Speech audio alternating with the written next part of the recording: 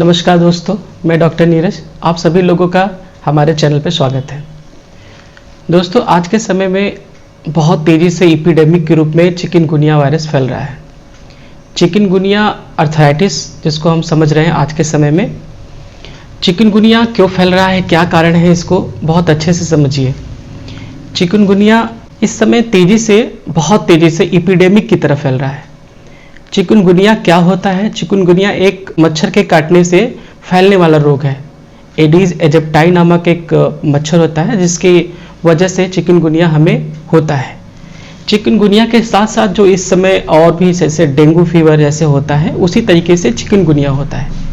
Chikungunya, dengue fever और इस समय टाइफाइडल फीवर सब तेजी से एक साथ दिखाई दे रहा है लोगों पेशेंट की अधिकता के आधार पर वीडियो शूट किया गया है। चिकनगुनिया आर्थराइटिस में किस तरह के कंप्लेंट्स आते हैं जिससे लोग बहुत ज़्यादा इस समय प्रभावित हो रहे हैं। तो चिकनगुनिया आर्थराइटिस एक प्रकार का मच्छर जनित रोग है, आपको पहले ही समझ गए।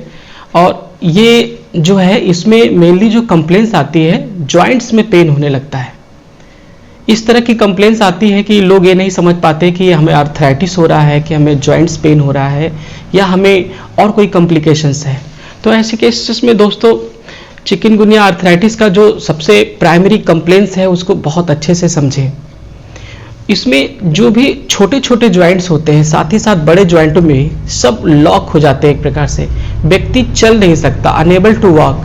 इवन इसमें जो मेनली कंप्लेंट्स आते हैं, ये आपके रिस्ट मूवमेंट रिस्ट्रिक्ट हो जाती है। व्यक्ति का रिस्ट मूवमेंट जो है काफ़ी प्रॉब्लम आती है। हाथों में अकड़न होती है, उंगलियों में ये ऐसा लगता है कि ये बंद नहीं हो रही है। इसमें स्वेलिंग से दिखाई देने लगती है। साथ ही साथ शोल्डर पेन में भी लोगों को रहता है, हाथ उठाने में तकलीफ होती है, बट शोल्डर पेन्स कम लोगों में दिखाई देता है। इसमें जो सबसे ज़्यादा सीवियरिटी है वो एंकल ज्वाइंट में। एंकल ज्वाइंट जो है पूर्ण रूप से हैम्पर्ड होता है, उसमें स्वेलिंग भी दिखाई देने लगती है, जिसको बोलते हैं हम पीडल इडेमा। इडेमा के फॉर्म में पूरा पैर स्वेल कर जाता है, खासकर पंजे का रीजन, ठीक है। और साथ ही साथ हमें एड़ियों में दर्द भी आता है, और इसके अतिरिक्त जो है घुटनों में दर्द बहुत तेजी से होने लगता है। यदि दोस्तों ये सब कंप्लेंट्स आ रही हैं तो ऐसे केस में हम तुरंत अपने डॉक्टर से मिलें, और जो भी वो एडवाइस दे रहे हैं जांच के लिए, उसकी जांच तुरंत करवाएं। दोस्तों, डॉक्टर के सामने एक समस्या रहती है कि एक ही समय में सभी रोग, जैसे उस व्यक्ति को डेंगू भी हो सकता है, उस व्यक्ति को यदि क्रॉनिक फीवर आ रहा है, काफ़ी लंबे समय से आ रहा है, तो उसको टाइफाइड भी हो सकता है। सभी की कंप्लेंट्स ज़्यादातर जो है मच्छर जनित है। दैट मीन्स कि मच्छरों के काटने से बढ़ने वाले रोग हैं। ऐसे केस में डॉक्टर्स जो है आपका सीबीसी करवाते हैं। पहले ये जांच कराई जाती है, साथ ही साथ सभी प्रकार की एक सैंपल में वो जांच करा लेते हैं। लाइक सीबीसी कराने के साथ साथ वो डेंगू की जांच कराते हैं, NS1, IgG और एंटीबॉडीज टेस्ट कराते थे, IgG, IgM। साथ ही साथ टाइफाइड कराया जाता है ताकि ये पता लग सके कि डेंगू फीवर यदि है, साथ साथ टाइफाइड भी तो नहीं है। इसके अतिरिक्त चिकनगुनिया वायरस की भी जांच कराई जाती है, जिसे में जो है IgG, IgM both acute and chronic phase की जांच कराई जाती है। चिकनगुनिया का जनरली फर्स्ट वीक में जल्दी इसमें पॉजिटिविटी नहीं आती है, लेकिन यदि इसमें कंप्लेंट्स आ रही है, यदि इस तरह के दर्द आ रहे हैं आपको, लाइक छोटे जॉइंट्स पेन होना, मतलब इसमें इतना पेन होता है कि व्यक्ति खड़ा भी नहीं हो सकता है, तो ऐसे केस में दोस्तों ये जो है एक तरह से एपिडेमिक के रूप में फैल रहा है। तो इसको हम समझें और कुछ जो भी आपको मेडिसिन बताई जा रही है, जो भी तरीके बताए जा रहे हैं, उस पर फोकस करें, जिससे आप जल्दी से जल्दी रिकवर हो सकते हैं। नहीं तो यदि किसी को ये क्रॉनिक रूप में जाएगा तो कम से कम 2-3 मंथ 4 मंथ तक वो व्यक्ति परेशान रह सकता है।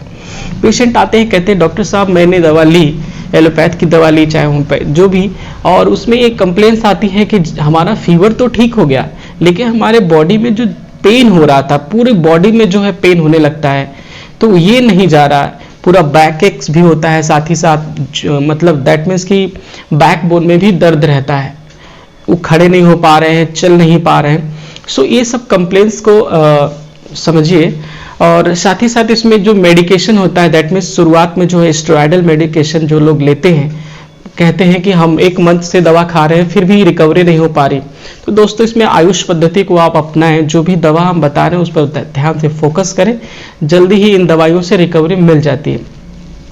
साथ ही साथ पहले समझिए कि दवा के अतिरिक्त, मेडिकेशन के अतिरिक्त और क्या पद्धति अब हम क्या कर सकते हैं। जिन भी ज्वाइंटों में पेन होता है उसमें हम रबिंग कर सकते हैं इस तरीके से। तो छोटे ज्वाइंटों में पेन हो रहा है तो इस तरीके से हम रबिंग कर सकते हैं और उसका मूवमेंट करेंगे। रबिंग करने के बाद नॉट ओनली रिलैक्स, रबिंग करने के बाद आप इसको जो है बार बार इसको चलाएंगे इस तरीके से, ऐसे। उसी तरीके से रिस्ट रीजन में भी आप रबिंग करेंगे। कोई भी ऑयल आप प्रयोग कर सकते हैं, किसी भी तरीके का जरूरी नहीं कि वो पेन किलर ही हो। कोई भी ऑयल, ओनली रबिंग से मतलब है जिससे आपका मूवमेंट जो है बहुत लिथार्जीनेस न रहे, मूवमेंट बढ़े। सो इस तरीके से यहाँ पे बहुत ज़्यादा पेन है, यहाँ पे पेन है, तो आपने ऑयल लगा के इसको रबिंग की। साथ ही साथ सनलाइट में बैठे आप धूप का प्रयोग करें। धूप में रहने से आपको जो है विटामिन डी वगैरह पर्याप्त मिलता रहेगा, जिससे उसकी डिफिशियंसी यदि हो रही है व्यक्ति के अंदर तो वो भी उसको हम मैनेज कर सकते हैं। इसको रबिंग करने के बाद हम इस तरह से मूवमेंट करते रहें और धीरे धीरे जब इसमें बराबर आप मूवमेंट करते रहेंगे तो इसकी जो रिस्ट्रिक्ट मूवमेंट है वो काफ़ी हेल्पफुल हो जाएगी और पेन भी इसमें कम हो जाएगा। लाइक दिस एंकल रीजन में भी यही प्रक्रिया आप अपनाएं। पैरों में इस तरह से हम ऐसे टर्न करते हुए पूरा एरिया की मालिश करें। मालिश करने के बाद हम कुछ समय तक चलें। जब हम चलेंगे तो पेन हमारा धीरे धीरे कम हो जाएगा। यही प्रक्रिया हम जो है अपने घुटनों में भी प्रयोग करते हैं। अच्छे से रबिंग करें। रबिंग करने के पश्चात जो है हम जो है कुछ समय तक चले। ये सब करने से धीरे धीरे पेन हमारा कम हो जाएगा। आइए दोस्तों, अब हम मेडिकेशन में चलते हैं। मेडिसिन हम कौन कौन सी प्रयोग करें जिससे हम काफ़ी जल्दी रिकवरी पा सकते हैं। तो दोस्तों, यदि किसी को चिकनगुनिया अर्थराइटिस हो रहा है, साथ ही साथ उसका जब हमने जांच कराई तो उसमें हमें कभी कभी डेंगू भी पॉजिटिव मिलता है। ऐसे केस में व्यक्ति बहुत वीक हो जाता है। सो हमारे पास जो भी दवाइयाँ होती हैं व्यक्ति के कंप्लेंट्स के आधार पे दी जाती हैं, नॉट फॉर पैथोलॉजिकल इन्वेस्टिगेशन। यदि उसके अंदर इस प्रकार के सिम्टम्स आ रहे हैं तो उसके आधार पे ही आप इसको डिटेक्ट करते हैं। सो जो मेनली इस समय दवा दी जाती है, जैसे बहुत ज़्यादा उसके अंदर लिथार्जीनेस रहता है, तो one of the best medicine लिथार्जीनेस की हमारे पास होती है जेल्सिमियम। जेल्सिमियम 200 पोटेंसी दिन भर में कम से कम 4 बार प्रयोग करें, सुबह, दोपहर, शाम, रात। इसके अतिरिक्त दोस्तों पेन के अतिरिक्त फीवर का जो ग्रेडिंग है वो बहुत ज़्यादा रहता है, 103 से 104 तक चला जाता है। सो ऐसे केस में हम आर्सेनिक एल्बम 200 पोटेंसी दिन भर में 4 बार प्रयोग करें। ऐसे केस में हमारे पास फेरम फॉस 6x भी उपलब्ध है। फेरम फॉस 6x मेडिसिन इस प्रकार की मेडिसिन है जिसमें फीवर तो हमें आराम ही मिलता है, उससे फीवर को कम करने में काफ़ी हेल्पफुल है। साथ ही साथ आयरन की डिफिशियंसी को भी फेरम फॉस 6x कम करता है। यदि बहुत व्यक्ति को टायर्डनेस के साथ साथ थकावट के साथ साथ चक्कर भी आ रहे हैं तो फेरम फॉस 6x हम प्रयोग करें। सो दोस्तों, इसके अतिरिक्त जो है बहुत अच्छी मेडिसिन है हमारे पास रस्टॉक्स। रस्टॉक्स 200 पोटेंसी प्रयोग करिए दिन भर में 3 से 4 बार। इसके अतिरिक्त पेन का नेचर बहुत ज़्यादा है, यदि पेन बहुत ज़्यादा है, व्यक्ति खड़ा नहीं हो पा रहा है, मूवमेंट नहीं कर पा रहा है, तो हमारे पास जितनी भी हायर पोटेंसीज होती हैं होम्योपैथ में उसको आप प्रयोग करें।